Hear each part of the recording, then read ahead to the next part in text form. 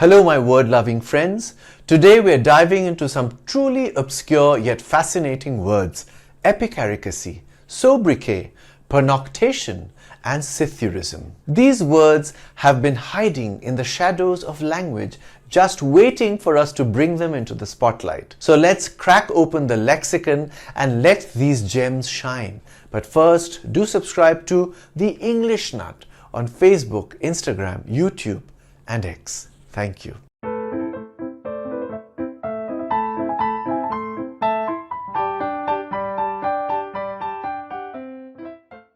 First up, we have epicaricacy. Now here's a word that you probably haven't heard much, if at all. Epicaricacy is the feeling of joy or pleasure derived from someone else's misfortune. Think of it as the Greek cousin of schadenfreude, a word with a similar meaning that we've borrowed from the Germans. When my friend tripped on his untied shoelaces after teasing me about mine, I might have felt a hint of epicaricacy. When everyone laughs as they watch the villain slip on a banana peel in a movie, that's collective epicaricacy. Oh, your alarm didn't go off this morning and you missed the meeting? How interesting, he said, unable to hide his epicaricacy. Epicaricacy comes from the Greek word epicaricakia, which combines the roots epi, upon, chara, joy, and kakon, evil. It's a feeling that's been with us for centuries, though the word itself is seldom used in English. Despite its ancient origins, epicaricacy never caught on in the same way that schadenfreude did. The word was suggested by Shouram Kundu.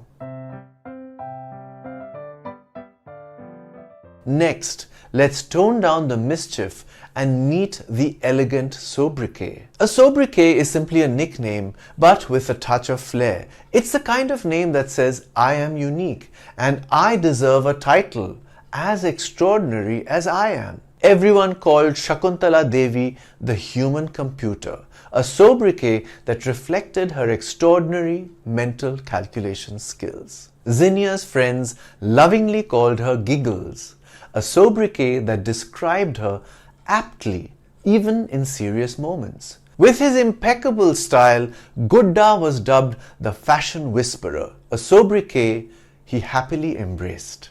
The word sobriquet comes from French, where it originally meant a tap under the chin. Why the French invented a word that meant a tap under the chin and how it came to mean a nickname is a mystery to me. Sobriquets are everywhere. Think of the Wall for cricketer Rahul Dravid, the Nightingale of India for poet and political activist Sarojini Naidu, Missile Man of India for APJ Abdul Kalam, or the King of Pop for Michael Jackson. A good sobriquet sticks like glue and sometimes even outlasts the person's real name. The word was suggested by Rachna Jangir.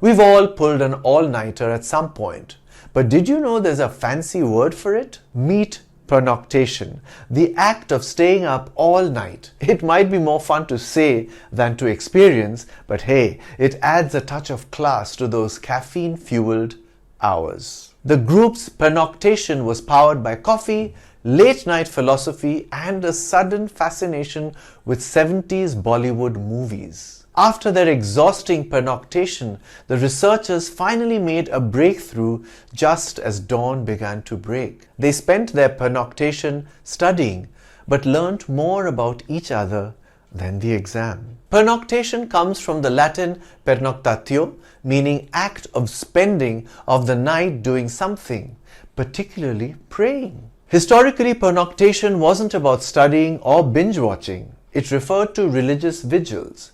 It's funny to think of a holy vigil and an all-night movie marathon sharing the same vocabulary. This word was suggested by V. Banerjee. Psithurism.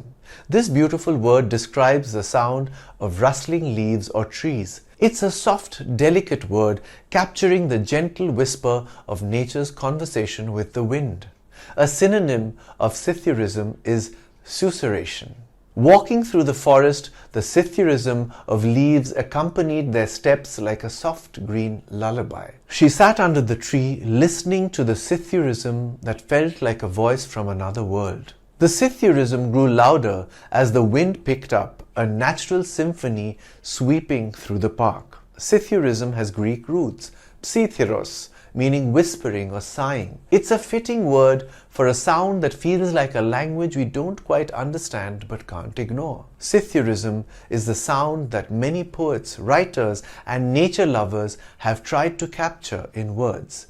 It's the auditory version of a painting, a background symphony that soothes our souls. This word was suggested by Topoti Dotto. There you have it. 4 words you didn't know you needed but now can't live without. Next time you're laughing at a friend's stumble, embrace a bit of epicaricacy. When you're dubbed with a sobriquet, wear it proudly. If you're pulling a pernoctation, take it as a sign of devotion to your purpose. And if you're in the presence of Psithurism, stop and listen. Nature might just be whispering secrets to you. Until next time, stay curious and keep your vocabulary vibrant.